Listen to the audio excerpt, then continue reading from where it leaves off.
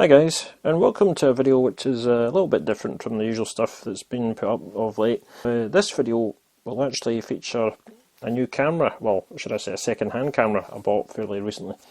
And the camera in question is the Lumix GX80, which has appeared on the channel quite a few times before in the past, because I've actually bought this camera about half a dozen times over the years. And yeah, as funny as that sounds. And the reason why I kind of kept buying it is because obviously I loved using it. I thought it was a great little camera.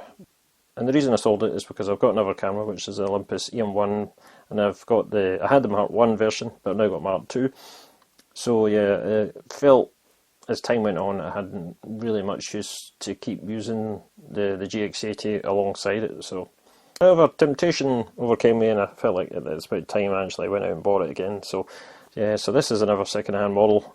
Yeah, I've had this camera about 6 or 7 times already in the past, so this video is to talk a little bit about the features of the camera.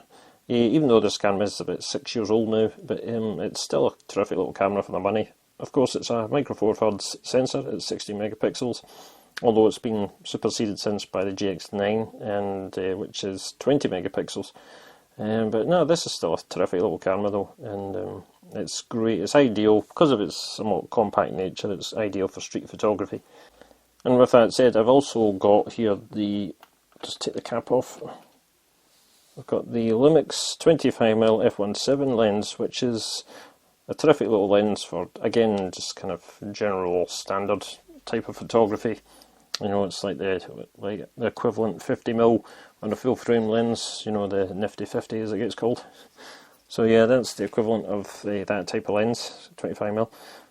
And yeah, it's terrific. It's great little lens, great little combo because it's quite well suited to the body of the GX80.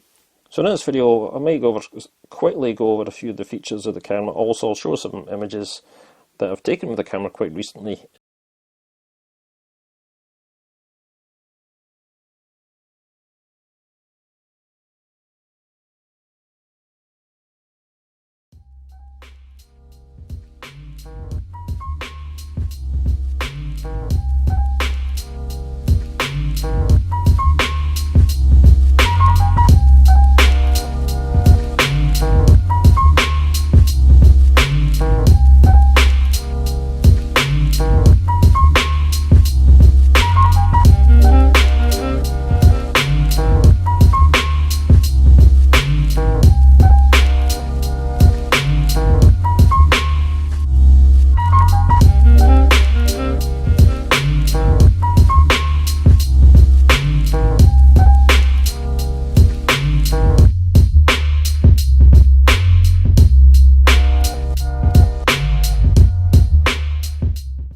Right, I've got the camera on just now, just on the back of the camera, and it's obviously just showing a few of the menus.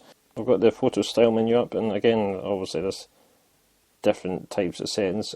This is against a white background, so you can't really see, you know, colour-wise what it kind of looks like. But there's obviously standard, vivid, natural, monochrome. L monochrome, as I mentioned, that's the one I use for a lot of shots, which I really like using. Yeah, I really like this setting for using black and white, just to get really strong, punchy images, which have a lot of contrast. So yeah, it's a great setting to use for that. Scenery, portrait, custom. Again, custom, you can just make your own settings of what you want to use. So yeah, that's that setting. Obviously, there are plenty of other settings, such as, you know, the picture size, focus modes, and there is of course this, which is 4K photo, which is a fairly unique feature added in by Panasonic, where you can actually take a series of shots. It takes a series of shots, but actually I think it takes it as video, and it creates a series of images out of the video. It's kind of like snapshots, and it allows you to go through them like a kind of like an image reel. So, and from that you can select the image you want. Say for example you were shooting images of birds. So if you use this mode to shoot images of birds, or shall I say video of birds, it can create a series of images out that, and from that you can sift through the images you want, and you can select, say for example, a picture of a bird in flight. Yeah, so when you click that, it'll create an 8 megapixel image. Yeah, and it's a great way of picking out shots like you would from like a high-speed burst mode, from when you've taken shots of, you know, out and about, whether it be of wildlife, animal life, perhaps even like if you're at a sporting event. Of course, there's other settings like bracketing, that's for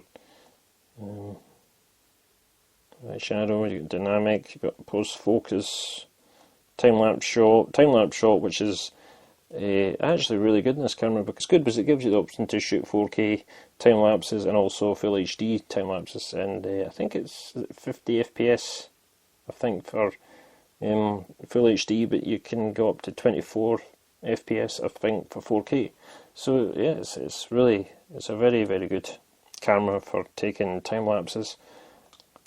Other settings, it's got like different shutter types. Again, this is kind of standard across Micro Four Thirds cameras. Oh God, I can see the battery lights kind of looking in the red. You can actually, one of the good things about this camera is you can charge it over USB. So if the battery's about to run out, so what I could do is I could even just pull this. If you just pull that aside, you can actually plug in a USB cable, and that will allow you to actually charge the battery. So anyway, you got the shutter type here. So you've got electronic shutter, which allows you to take shots without the mechanical shutter sounding off. That's a really good setting for reducing what could be potentially called shutter shock, which I think causes a vibration in the image, which you would get with the mechanical shutter.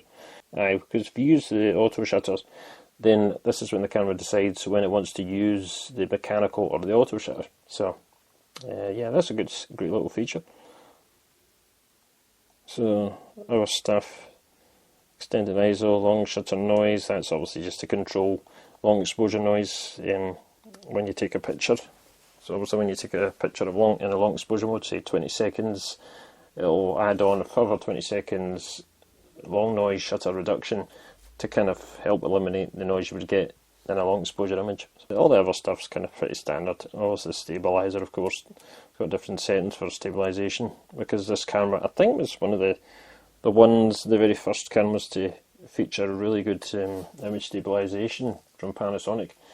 Because up till then, I think the image stabilization was built mainly into the lenses, but not in the camera body. So this camera actually has built-in image stabilization, which is really strong.